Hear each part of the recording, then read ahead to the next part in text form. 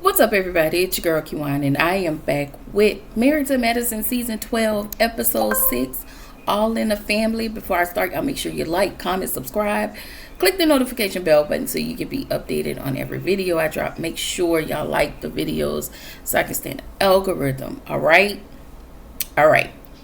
So this episode was pretty good. Toya got on my nerves per usual.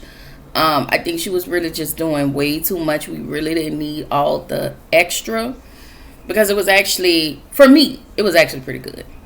So y'all know we always start each episode with all the doctors, RNs, whatever type nurses. You know, you see Mimi because she's a therapist. Everybody just kind of doing a thug dizzle, which is always dope. I always love to see it. All right. So in the first scene, we actually get Angel, Heavenly, Quad, and Contessa. And Contessa chooses weekly to disappoint me in the best way with her outfit choices. I just be looking at her like, what beauty supply store did you buy all this stuff from? Because y'all remember like them 579 stores or like the beauty supply, or is it called Papaya or something? They got a store out here in Dallas. It's called Papaya, and that's where all the teensy weensy people go. But the clothing choices is given if you live out here in Dallas, it's given Harry Hines. But if you live in New Orleans, it's given Chef Mentor Highway. Okay? Either or. Okay? That's what Contessa gives. She wants to channel her inner, I don't know. Your inner streetwalker, because these are the type of clothing choices that you put on screen every day. And I just be like, girl. And I've said this before, and I'm going to say it again. Contessa needs a stylist ASAP. All right? ASAP and Rocky, Contessa needs a stylist. So anyway, Quad tells the lady she has 4 eggs. She had 4 eggs fertilized in Ghana. She's celebrating that win, and she's at least one in an embryo. Right? So in the next scene, we get to King, Eugene, and Cecil. King met Eugene and Cecil at the barbershop.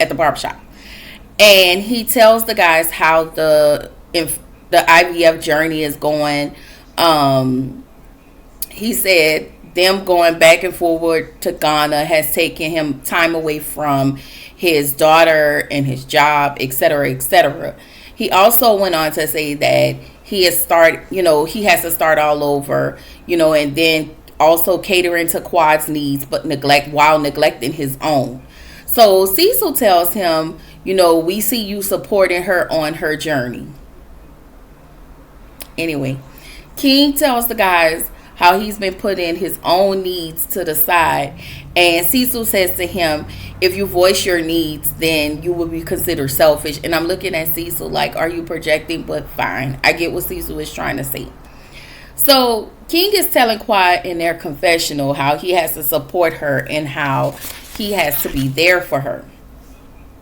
So then Cecil tells King it's a time and a place to have a discussion. And I'm looking at Cecil like, I hear you, but I feel like the information you giving him sounds like the same information that Kenny told Lim in Soul Food when he told Lim not to tell Bird that he didn't have a job. And I'm looking at Cecil like, I'm not finna do this. Like, I'm just not, because Cecil for me is doing way too much. King is also annoying to me as well, because I feel like King is walking around in this woe is me, I have to help Quad, but in the midst of me helping Quad and her wanting the baby, I have to put all of my needs aside. I have to do this. It's all about her and it's less about me. And that is what I get from King. I do not know his real name, so I would like to just call him by his government name rather than call him King, but whatever. And listen, as much as Quad get on my last good nerve, I always feel like if he wanted to have that discussion with her, and she may be a bit dramatic, but in this situation, I don't think so. I think if he tell her, hey, listen, I feel like my needs are not some of my needs are not being met. I feel like Quad would be like, okay, so what do we have to do? I feel like she has the ability to make those adjustments for King, and I don't feel like she would give King a hard time. Like, that's all I'm saying. That's all I'm saying. So we get back to the ladies, and Quad is asking the ladies what happened while she was gone. Heavenly tells her how how Latoya has been just talking about her son, and I'm just looking at Heavenly like, girl, like, yeah. Let me say this: Toya has been a biz naive, but nobody ain't been no more of a biz naive than you. So I feel like she was acting like she was the victim. And I'm just like, girl, you just kind of getting your just due. But hey, whatever. And let's also say that your son is not a child, but your son is a grown man.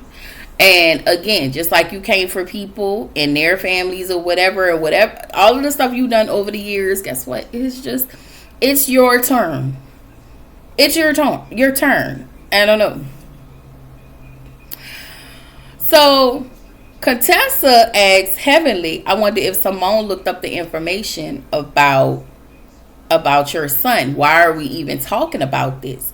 And so Quad was like, who looking up information on who? Heavenly told Quad if she would have had the VIN number to that Rolls Royce that Quad is driving, she would have looked up the information on there. But I have been saying how much Simone was a snake. I feel like I just said that all wrong. Anyway, Simone is a snake. Simone is never to be trusted. Sometimes I can kind of jive with Simone, but most of the time, girl, no. Like, looking up your friends' information, why? If they don't tell you their information, obviously there is something they don't want you to know. And if somebody did it to you and your rabbit teeth, you'll be yelling like out the back of your throat. So the fact that you're doing this to these ladies is insane to me. But whatever. So we get to Mimi and Steve. I just want to say shout out to Mimi and Steve and parents, or the one parent, I'm going to always say that, who has to deal with a child with special needs. I can't imagine. It don't seem easy. And again, I applaud y'all. I pray God gives y'all all of the strength in the world to give y'all a slew of good people, genuine people that can step in and be a village through those times that you just need a breather and a break. So y'all, we see Stevie, he's having one of his challenges, and we find out that Mimi and Steve has sent Savannah over to her granny's house for a week, and they say whenever she feel overwhelmed with Stevie, they'll send her there because they don't want her to feel like she's on edge. They also said that Savannah is a 7-year-old and should not worry about a brother who has special needs. And Mimi says she said it's a lot of responsibility that they sometimes do put on Savannah. And I'm pretty sure they don't have her doing much, but I'm pretty sure when he have his moments, kind of like with the hitting and all of that, I think, it takes a toll on Savannah. And I was just like, wow. Like, you don't see too many people do that. And most of the time when I'm seeing people who are only in it by themselves. So again, a lot of times they cry. Like, it's a lot. Anyway, Steve checks in with Mimi. He checks her temperature and asks her, how are you doing? How are you feeling? And she tells him, work was overwhelming, and then riding home with Stevie can be a bit much because we don't know if she gonna have. She was like, I don't know if I'm gonna have to bob and weave because he's throwing things from the back seat of the car. And she said that her nervous system is also on edge. So I get it, and Mimi is a therapist. So sitting down, listening to people, place all of their things upon you is a lot. A lot. And I mean, that's not, we sometimes in our everyday human life, we get aggravated with when we have one or two people that we know that's going to put all of their stuff on us. So imagine her times 8 or 7, or, if she, and that's just in one day. We're not talking about multiple times a day. And then if some type of emergency come up where one of her clients, have ideations. So she have to probably cater to that as well, because that would deem, an emergency. So I don't know, y'all, it's a lot. So she explains how it is a lot to be a therapist. She started to cry. She was like, I don't know why I'm crying, because you're supposed to be crying. And we need her, always need everybody. If this is you, if you have if you want to cry, you have one of those days where you just want to bust out in tears, and you may be at work or whatever. I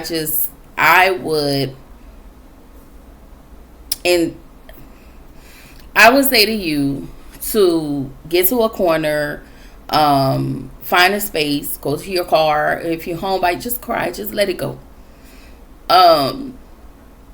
Whatever situation that you have in the moment, it may not help, but the tears will release a lot of, a lot of stress. So you just may feel better just getting it out via your tears. So I always applaud that. Anyway, Stevie over there in that corner trying to get that lamp. Now Mimi was like, he got the lamp. He like, Mimi be on edge, girl. Mimi be on edge. All right. She tells Stevie how they are deserving of her coming home, cooking for them, and showing up in that manner. He tells her that, hey, that's just not our life right now. And he just tell her to relax. And a lot of times, you also have a lot of situations where you have couples where the mom is doing everything and the dad is doing the bare minimum. So if you're in a situation where you are married and your husband is hands-on with the kids, hands-on with cooking, hands-on with cleaning, shout out to y'all, because it should be a two-way thing. Like, that's just how I feel. All right. So in the next scene, we get Heavenly, and we find out that she have a brother. She looked nervous upon meeting him. I think she's seen him before, because I think she said upon greeting, she told him, nice to see you again. They both are nervous. They talk about how much their kids look like him and her, or how the kids look like her dad or his mom, So, I mean, how much the kids look like their dad, and how also the kids look like the both of them. Or even, some of the kids look like each other. And so Heavenly says she had found out that her dad had community pain. And she said it actually caught her by surprise. He was in the military, and y'all, he was a nasty deacon. And if you don't know anything about me, don't never hook me up with nobody in the church house, because I do not trust them. Okay? I do not. I've been in church most of my adult life. And those are the people that if you say, oh girl, he go to church with me, I'm gonna tell you no immediately, and go send him right back to where you have found him. Okay? It's only this many people, this many men in church that are probably a good man, Savannah, but whatever. Anyway, Heavenly tells her brother how she wants him to meet her family, and she actually wants to meet his family. So I really thought that their dinner was really, really good. It was really, really nice. She was like, should I pay for it? He was like, no, I'm the big brother, I'm not the little brother. And she was like, okay.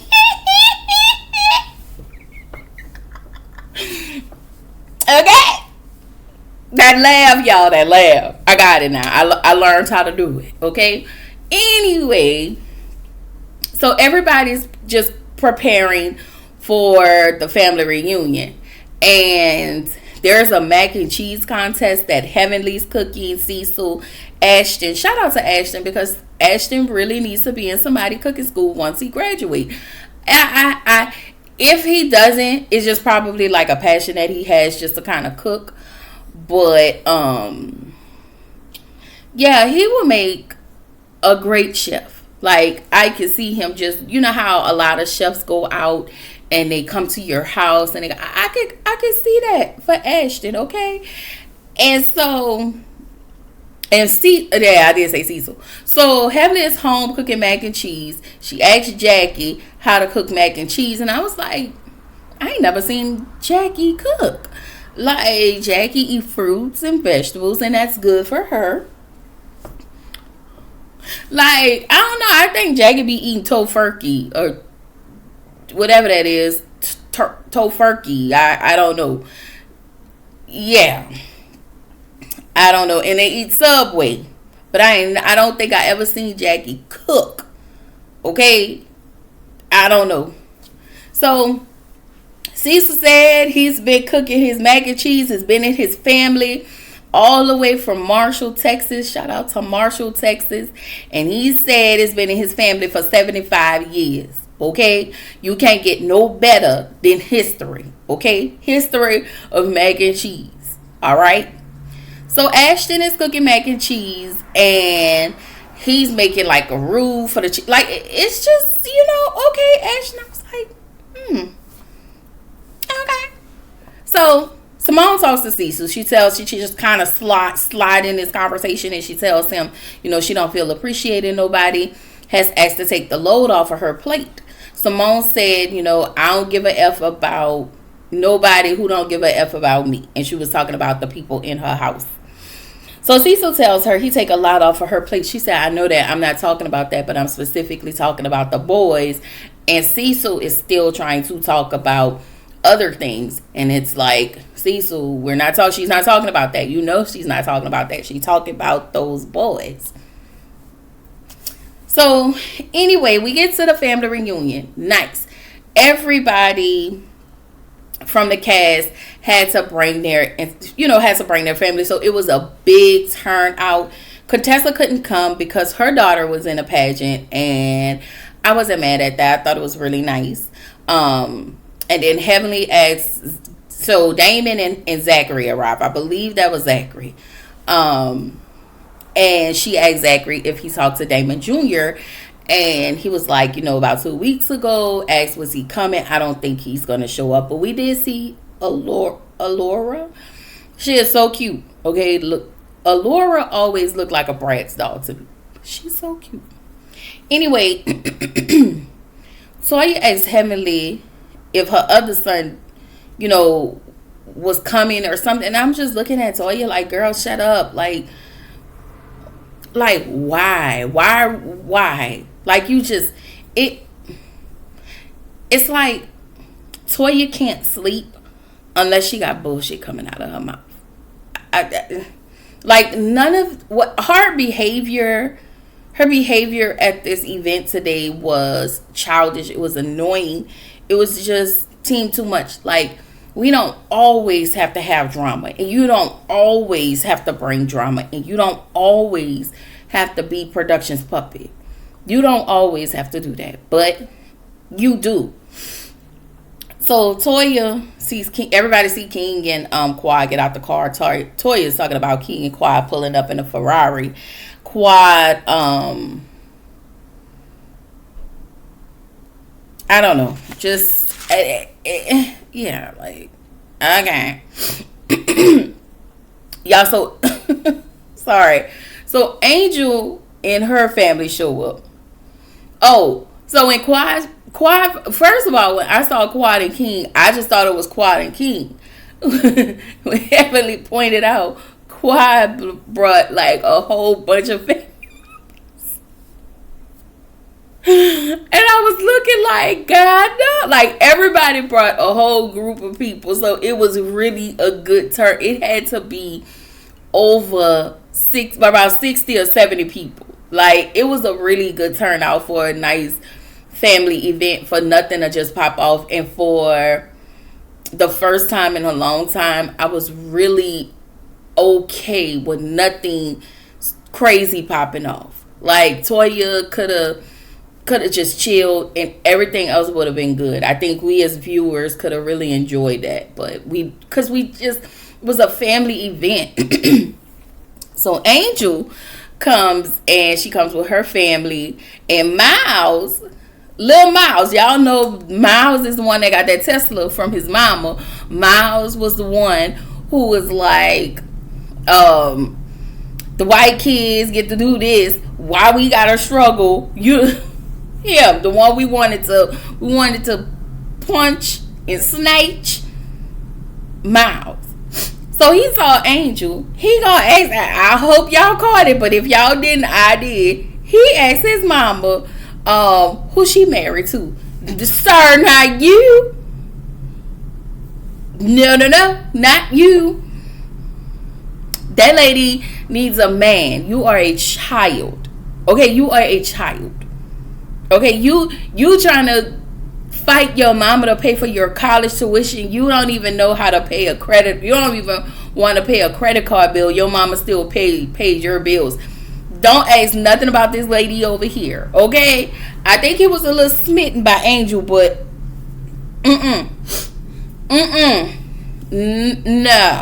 no. You are a kid. You are a kid. You are a young kid that's in college. That is a grown woman. You have no business over there. Okay, stay over here. Anyway, so Angel friend, she brought her friend Dr. Bernard, and Toya, of course, she's being nosy. Of course, she needs a moment. Of course, she's going to take this time and make a moment. And so Heavenly gets on the mic. She introduces everybody. No, she gets her brother. She introduces her brother to Toya, and Toya was just like, oh, so you making a family? And I'm just like, this stupid bitch. Anyway, so y'all, Steve was holding little Stevie. Jackie went over there. She was like, "Hi, Stevie." Stevie curved her real quick. Okay, even Stevie see you for your works, Jackie. But I like you. But even Stevie see you for your works. Okay, so everybody doing the mac and cheese contest, trying to vote. And again, Toya continues to be an annoyance. So she starts to cheat. Everybody's annoyed. People are complaining about her cheating. And I'm just like, girl, like, I don't want to keep throwing this negative narrative that she's drunk, but I don't, because it makes up an excuse for her bad behavior. And Toya's behavior has been very negative this episode. I'm sorry. Like, I just didn't think what she did was okay. And how she was acting was okay. So Toya sees Angel talk with her friend Dr. Bernard. She goes over there Eugene was over there talking to them already. So I'm not sure if he knows Eugene from the doctor world. But she goes over there just to be nosy and prying and just saying things that she shouldn't say. Like, oh, you knew I was going to introduce her to somebody. So you can visibly see the guy's face and he's just like, oh, wow. Like, it just threw him off. And Angel was like, kind of stuttering a little bit like, girl. I was like, Toya, like, we really could have did without just her this episode. Just her. She was the only annoyance in this episode. So everybody, still having fun. Everybody doing a pat the boots on the ground, the line dancing, everything. I felt like everything was really nice. It was really, really, really, really nice. And it was refreshing to see nobody get into an argument. Like, for me. So in the next scene, the last scene, actually, we get to King and Quad. Quad just received a text from Mary. She worked, I guess she's at the hospital. That was the lady who was doing her IVF treatment and all that in Ghana. And I want to say, it could be, I don't know. But King asked if she had good news. He said, will they be having 4 boys to solidify his throne? And he said he wants a masculine child. And I'm just like, okay. So apparently her embryos did not take. Quad said she felt like a failure. She said that it's tough, it is unfair, and she was crying. So she asked King, because King was like, maybe we need to step into reality. He keeps saying that same thing. And so now Quad's antennas are up like, hey, do you really want a kid or not? Like, do you not want to do this anymore? And he tells her to be realistic. He said he was okay with just having one, but he wants to support her and he wants to do it for her. And I'm just kind of looking at him like, so you knew with this lady. Again, he tells her that it was an expensive process. Quad tells him that you knew that. He said that he thought they were going to be one and done. But it don't always work like that. And I think you know that because you've been reading up on some things. That's what you said to Dr. Jackie when y'all went to that appointment. The first one don't always take. So you knew what you was getting into when you agreed to do this with Quad. Now all of a sudden you want to backpedal. Like you just want to, it feels like you want to renege on her because you probably may have had time to think about it and you felt like because the first one didn't work, then all bets are off. And again, if you don't want to have no baby with this lady, that is okay. But you need to voice this to this lady instead of playing in her face and constantly going along just because I feel like you want some cooch. Anyway, Quad tells him, she will continue through the process and he don't have to spend a dime of his money. And I guess he felt the way because he was like, no, we don't need to do that. And he then tells her, I just want you to just think about when is enough. At what point do we tell ourselves to stop? So I get what he's saying. I do. As a person who don't want any more kids, any more children, and in a space where I won't have any kids and not trying to have any kids, he asks, hey, when do they stop? Because it's upsetting. And even if he would have said that, I felt like it would have been better if he would have said, well, maybe, you can go another route. Maybe carrying a baby may not be that's in God's will for you.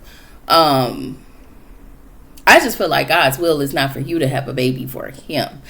And I also feel like she have other options. Again, I always say I can see Quad adopting a baby girl, or a baby boy. I remember how she used to, be with her nephew, Mason. So she was really good with Mason, really hands-on with Mason because they were living with her and Dr. G at that time.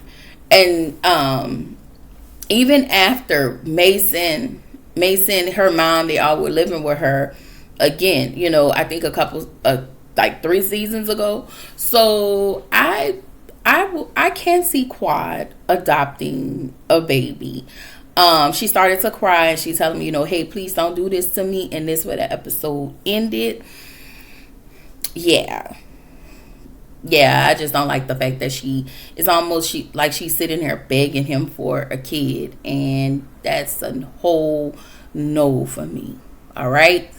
Anyway, y'all, that's all I got. This is your girl, Key1, reminding you to keep showing up, keep growing, stay true to yourself, and I will see y'all in the next video. Bye.